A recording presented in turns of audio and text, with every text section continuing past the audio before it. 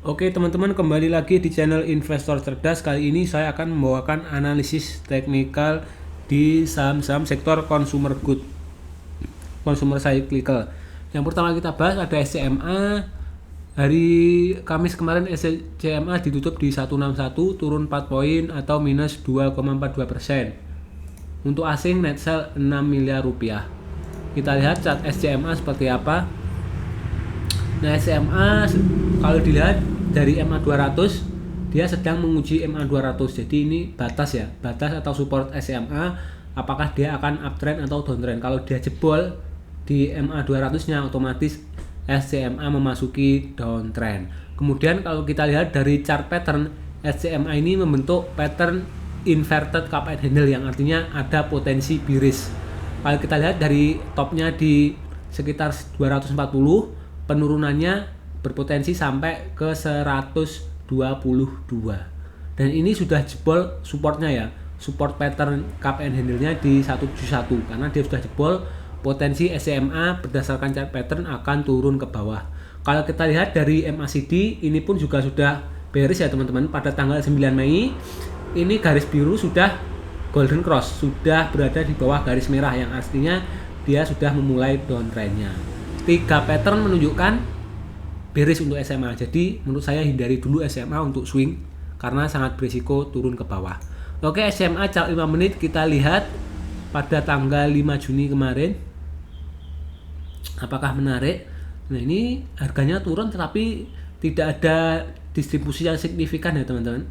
Jadi menurut saya potensi minggu depan untuk SMA di perdagangan hari Selasa akan sideways karena tidak ada distribusi yang signifikan. Kalaupun turun mungkin dia akan lanjut turun di sekitar 1%-an saja. Oke, sekarang kita lihat broker summary. Dari broker summary untuk all investor, investor lokal dan investor asing menunjukkan distribusi teman-teman. Top 1, top 3, top 5 dan rata-rata semuanya menunjukkan distribusi. Broker yang jualan ada DR, YU dan AK dengan nilai penjualan di atas 1 miliar, sedangkan yang beli ada MG, PP dan YP.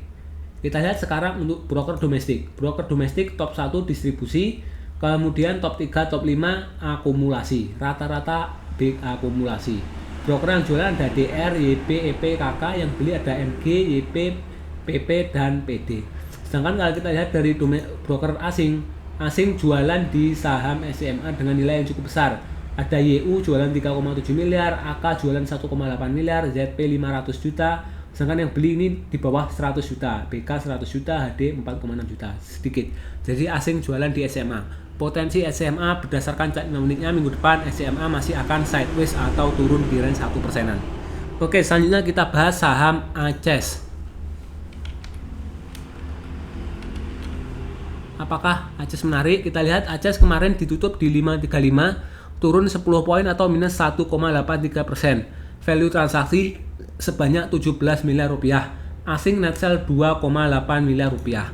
ACES kita lihat chart daily-nya seperti apa. Nah, ACES ini sebenarnya menarik karena dia membentuk pattern cup and handle, tetapi setelah dia breakout dari resistnya dia gagal teman-teman. Gagal naik ke atas lebih tinggi tapi malah koreksi, yang berpotensi membentuk pattern ini gagal dan potensi turun ke bawah alias downtrend. Kemudian kalau kita lihat dari MA 200, ACES ini jauh di atas MA, di bawah MA 200 ya, berarti ACES ini sebenarnya masih downtrend. Sekarang kita lihat chart 5 menitnya ACES seperti apa. Untuk chart 5 menit di tanggal 5 Juni kemarin, ACES tidak banyak akumulasi signifikan ya. Ini malah ada satu candle merah dengan volume merah, berarti ada distribusi ya teman-teman. Distribusi untuk ACES. Jadi karena chart 5 menitnya menunjukkan ada distribusi, minggu depan hari Selasa potensi ACES masih akan lanjut turun. Mungkin turun di 1% atau di 0,5%, sekitar 1 tick atau 2 tick teman-teman untuk ACES. Karena ACES ini pergerakannya ya cukup lambat juga ya. Nah, untuk broker summary kita lihat untuk all investor dari investor lokal dan asing menunjukkan adanya big distribusi. Top 1, top 3, top 5 dan rata-rata menunjukkan distribusi. Broker yang jualan ada KK, BK, CC, AK, SQ, kemudian yang beli ada KZ, IB, NI dan AZ. Lalu kita lihat broker domestik, dari domestik juga menunjukkan distribusi. top 1, top 3 dan rata-rata menunjukkan distribusi. Yang jualan KK, SQ, PD, YU, yang beli ada CC, YP, NI dan AZ. Lalu kita lihat broker asing big distribusi di saham ACES. Kita lihat top 1, top 3, top 5 dan rata-rata menunjukkan big distribusi. Ada CC, BK, AK dan YU, sedangkan yang beli KZ, YP dan YP. Oke, selanjutnya kita bahas saham ERA Jaya Swasembada. Kemarin ditutup di 550, naik 15 poin atau naik 2,8%. Value transaksi sebanyak 60 miliar rupiah. Asing net sale 3 miliar rupiah. ERA, kita lihat apakah ada potensi. ERA ini sebenarnya membentuk pattern inverted head and shoulders dengan target penguatan ada di 545 dan ini sudah tercapai teman-teman. ERA sudah mencapai target penguatannya di 545. ERA juga berada di atas MA 200 yang berarti ERA sangat uptrend. Kalau teman-teman sudah punya barang dari 412 dan sekarang sudah tembus 545, jadi sebaiknya ERA bisa di TP dulu. Tapi kalau masih hold ya silahkan. Lalu kalau dilihat dari chart yang terbaru, ini ada support di area 488 dan support kedua ada di 535. Jadi kalau jebol support ini, dia berpotensi akan menguji supportnya lagi di 484 untuk ERA. Kita lihat ERA daily bagaimana, apakah menarik untuk day trading besok hari Selasa. Nah, ERA kita lihat di jam 9 enggak ada, jam 11 ya ini. Jam 11.35 ada akumulasi besar teman-teman untuk ERA. Jadi ERA menarik untuk minggu depan hari Selasa karena ada potensi naik berdasarkan chart 5 menitnya yang menunjukkan ada akumulasi cukup besar, yaitu dibuktikan dengan volume hijau tebal dan candle volume hijau tebal. Oke, kita lihat dari broker summary untuk all investor. ERA top 1 netral, top 3 distribusi, top 5 netral dan rata-rata menunjukkan distribusi kecil. Kemudian kalau kita lihat broker yang jualan ada ZP jualan 19 miliar, kemudian CC, AK, IF jualan di atas 1 miliar. Sedangkan broker yang beli ada YU beli 17 miliar, NI, KK, DX beli sekitar 3 miliar. Kita lihat sekarang broker domestik. Nah, broker domestik akumulasi di saham ERA. Jadi yang beli top 1, top 3, top 5 dan rata-rata menunjukkan adanya akumulasi. Broker yang beli ada NI, DX, LG, XA dan PD. Sedangkan yang jualan ada CC, IF, XL, AI dan EP. Kemudian kita lihat broker foreign. Broker foreign menunjukkan aktivitas distribusi ya, yang jualan ZP, AK, CC, BK, sedangkan yang beli YU, KK, AG, dan XC. Oke, ERA potensi minggu depan masih akan naik hari Selasa. Lanjut kita bahas saham selanjutnya, Gajah Tunggal, GJTL. GJTL kemarin ditutup di 1115, naik 5 poin atau 0,04%. Value transaksi sebanyak 3,2 miliar rupiah. Asing net buy 200 juta. GJTL, apakah potensi GJTL? Kita lihat chart daily-nya. Oke, untuk GJTL ini sebenarnya menarik ya karena dia membentuk pattern inverted head and shoulders dengan target penguatan ada di 1380 teman-teman. Kalau dia menguat sekarang, GJTL sudah menembus area resistnya di 1105 dan sekarang sedang mengujinya dan menjadi area support di 1105. Apakah dia akan lanjut naik setelah menguji supportnya atau malah jebol ke bawah, jadi dia nggak jadi uptrend. Kalau kita lihat dari MA 200 berada di atas rata-rata harganya, jadi di bawah MA 200 harga GJTL, menunjukkan GJTL ini downtrend dan dia pernah mencoba menembus 2 kali tapi gagal reject terus. Jadi hati-hati ya GJTL, kalau sampai dia jebol 1105 wajib cut karena ya dia potensi akan turun ke bawah. Oke, GJTL chart 5 menit kita lihat apakah menarik untuk day trading minggu Selasa besok.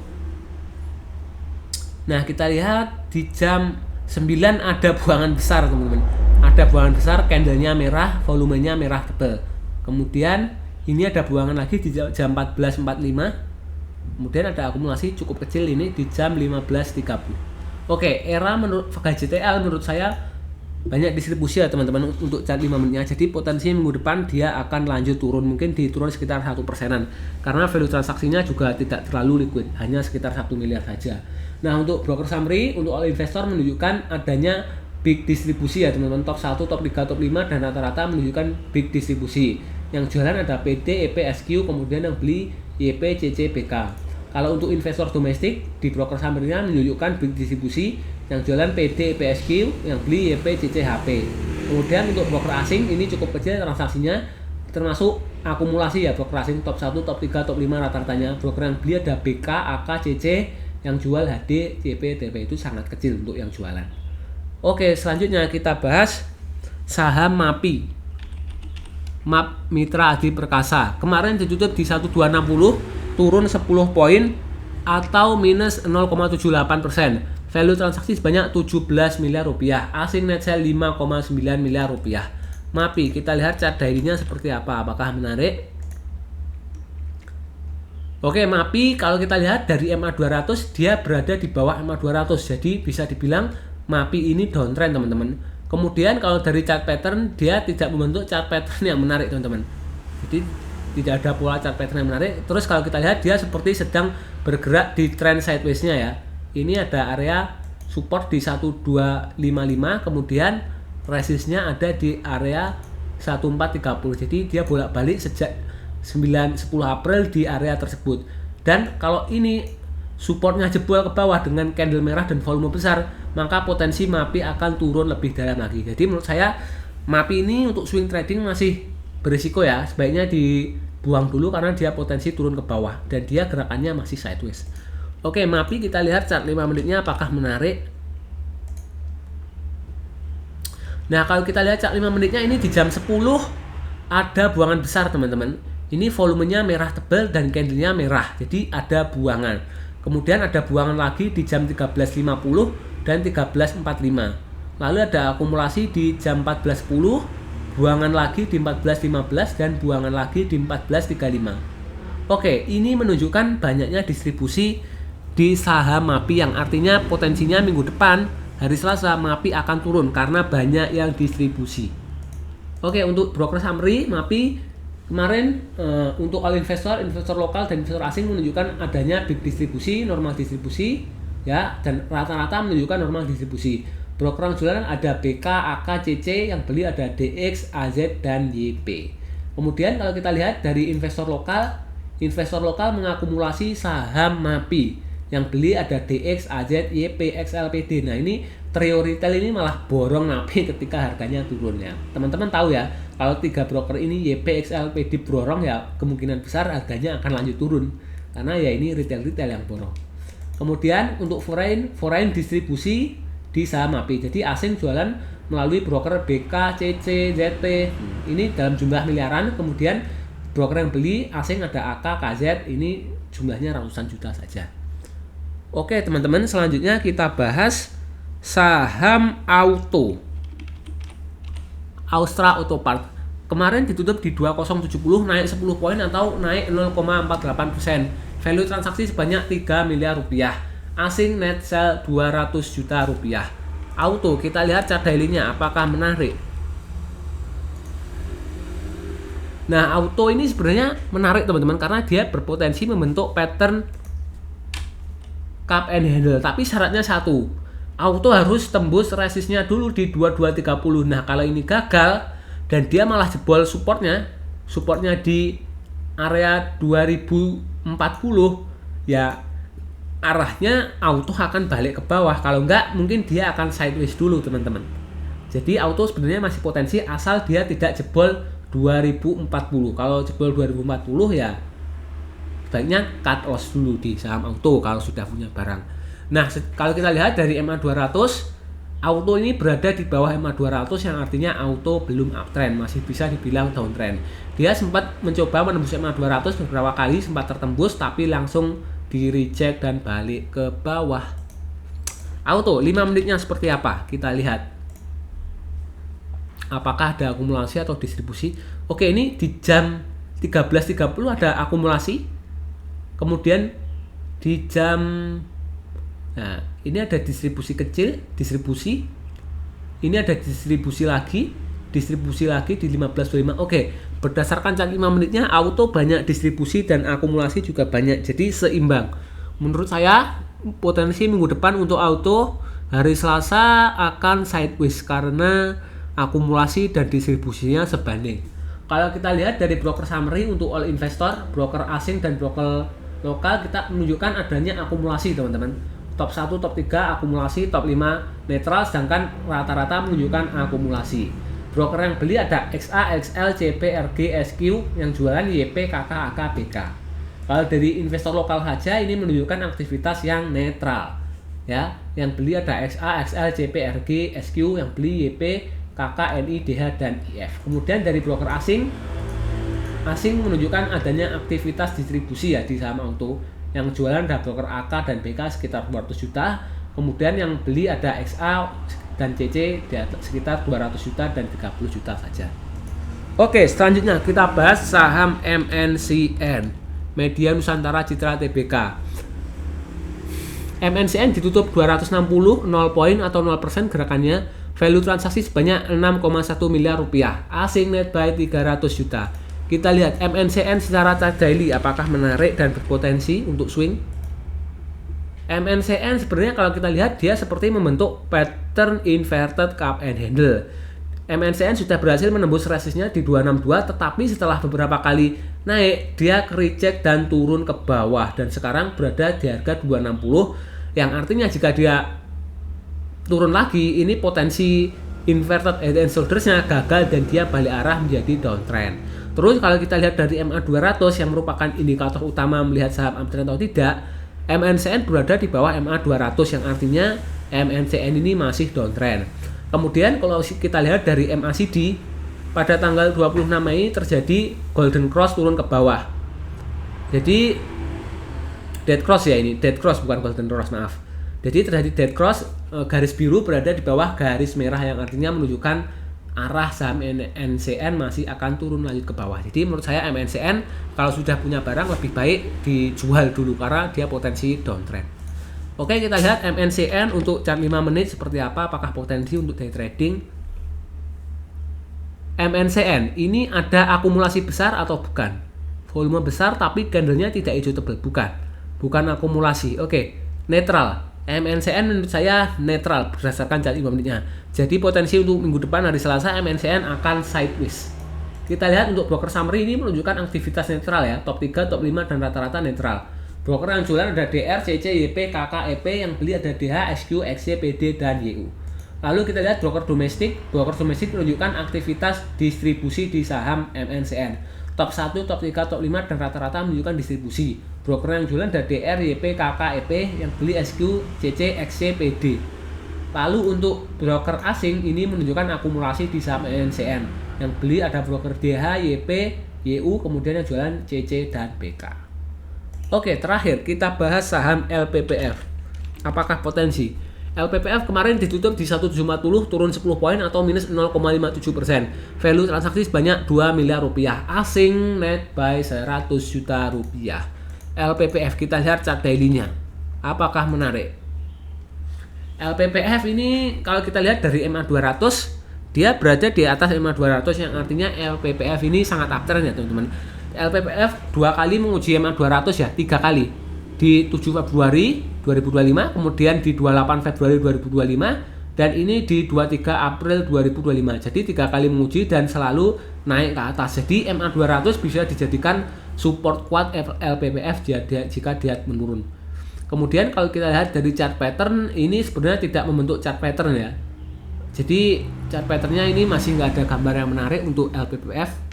Jadi hanya mengandalkan MA200. Kemudian kalau kita lihat dari MACD terjadi dead cross pada tanggal 22 Mei yang artinya menunjukkan potensi penurunan LPPF karena setelah dead cross garis biru konsisten berada di bawah garis merah.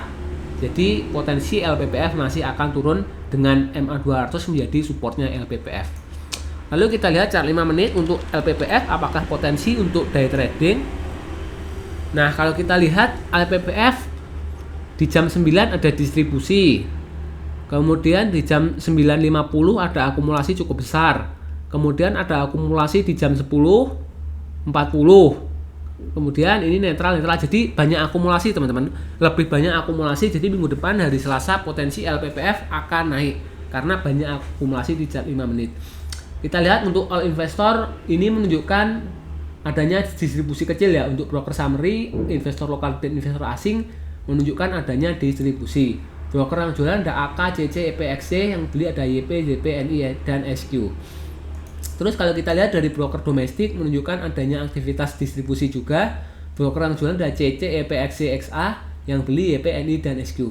Lalu untuk broker asing menunjukkan adanya aktivitas akumulasi di saham LPPF, dengan yang beli ada broker ZP dan CC, sedangkan yang jualan broker AK. Oke teman-teman, sekian dulu video kali ini. Semoga video analisis teknikal saham ini bermanfaat bagi teman-teman semua. Terima kasih sudah menonton. Jangan lupa like, komen, dan subscribe.